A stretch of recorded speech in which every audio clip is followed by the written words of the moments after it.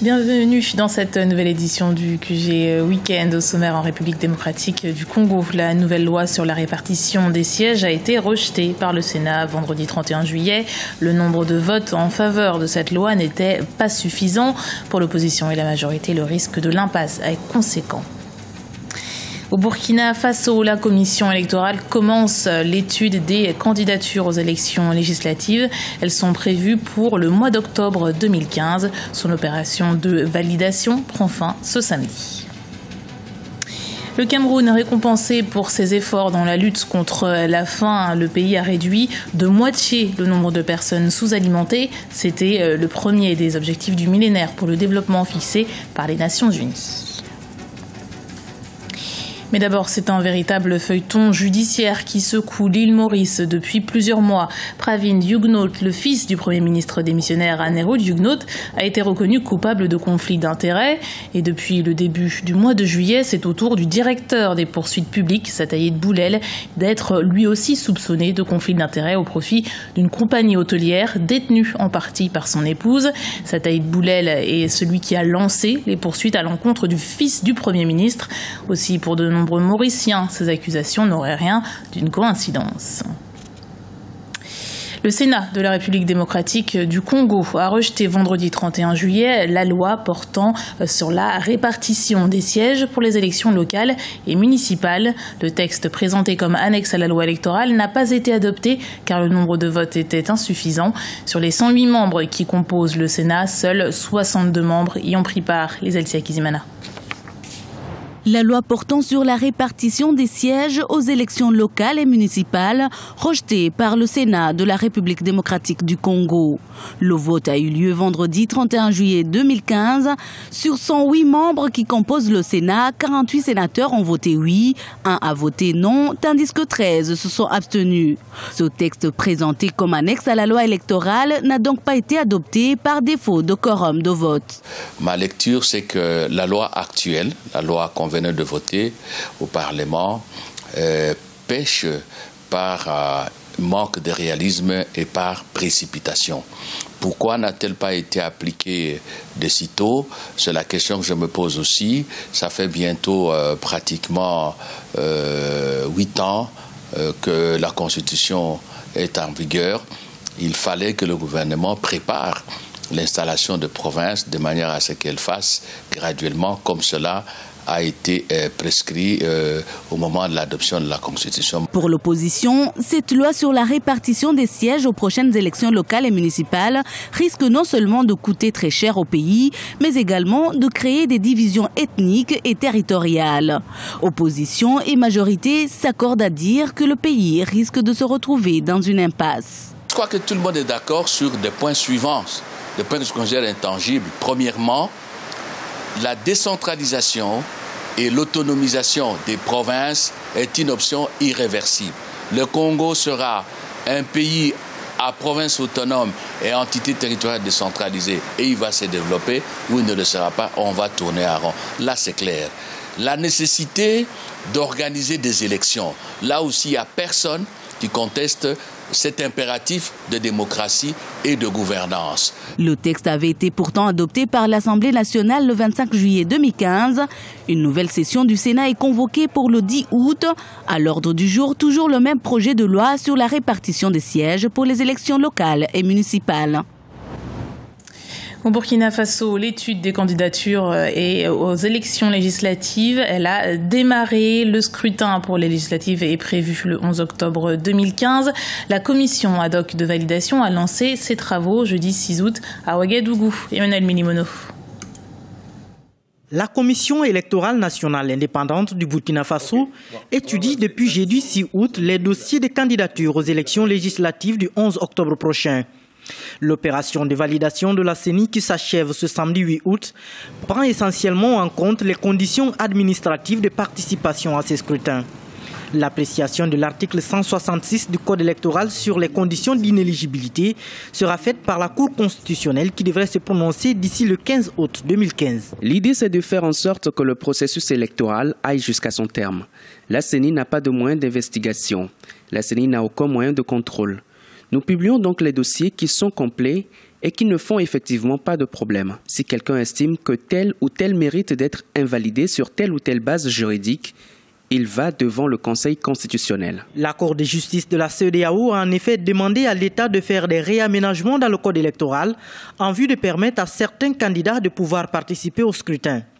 L'article 166 du code électoral voté par le Conseil national transitoire excluait certaines personnalités politiques de la course, notamment celles ayant participé à des changements anticonstitutionnels sous le régime de l'ex-président Blaise Compaoré. Il faut se référer notamment au Conseil constitutionnel, étant donné que la CENI n'a pas forcément tous les pouvoirs dans ce domaine. À ce niveau-là, il faut une coopération entre toutes les institutions, notamment celles qui sont juridiques et qui rendent des décisions juridiques.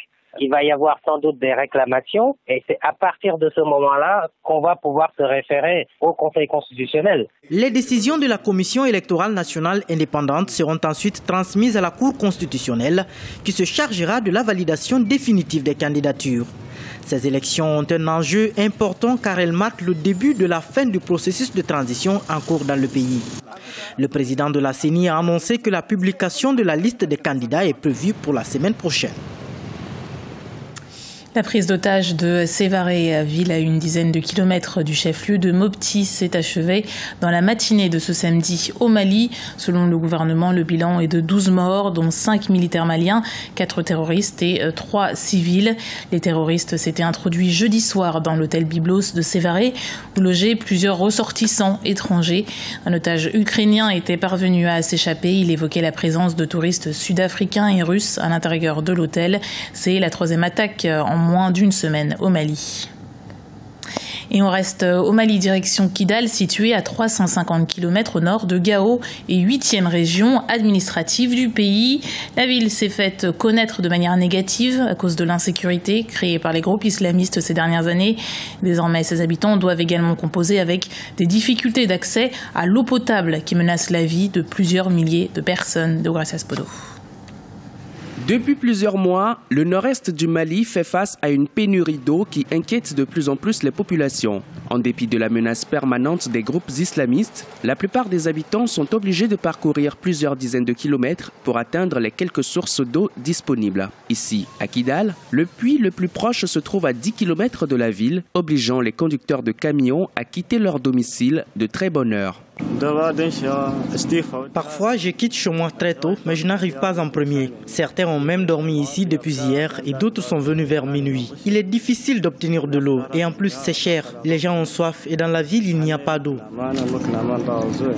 La région de Kidal compte plus de 25 000 habitants. Avec cette situation, elle est devenue totalement dépendante de la structure locale de la Croix-Rouge qui a mis à disposition des générateurs qui permettent le pompage de l'eau. Le système porte secours à la plupart des ménages qui doivent désormais compter sur les camions-citernes et les charrettes à cheval en charge de la distribution. Il arrive que Kidal soit confronté à des problèmes d'accès à l'eau, problèmes qui peuvent résulter de données climatiques, notamment les nappes qui tarissent, c'est le cas en cette période de l'année, mais également aussi des difficultés, des enregistrements qu'on peut noter par rapport au fonctionnement des générateurs.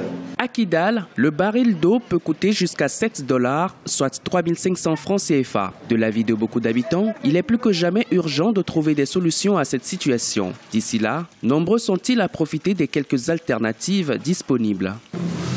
Non seulement la population de Kidal et nous-mêmes, nous n'avons pas les moyens suffisants pour régler ce problème. Heureusement, nous avons une aide du CICR qui nous a offert le moteur de forage pour rétablir un peu la situation d'eau. Mais la crise d'eau n'est pas encore réglée dans la région de Kidal. Selon de récentes études de l'Organisation internationale pour l'alimentation et l'agriculture, quelques 270 000 personnes sont menacées par la famine dans tout le pays. La pluviométrie a connu une baisse de 30% depuis plus d'une quinzaine d'années, occasionnant des sécheresses plus longues et plus fréquentes. Cela fait aujourd'hui 1 an jour pour jour que l'Organisation mondiale de la santé déclarait le virus Ebola comme une urgence de santé publique de portée mondiale.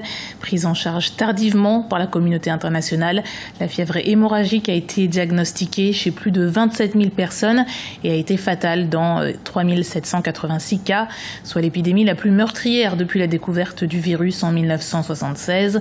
Aujourd'hui, les instances sanitaires ont déclaré la fin de la maladie. Seuls 2 cas ont encore été détectés la semaine dernière.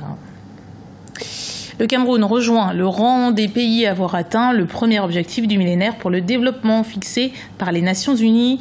Le pays a réduit la population souffrant de la sous-alimentation de 38,8% en 1992 à 15,4% en 2014. Une performance qui va bien au-delà du seuil des 19,4% fixé par la FAO. Narcisse Doumbé.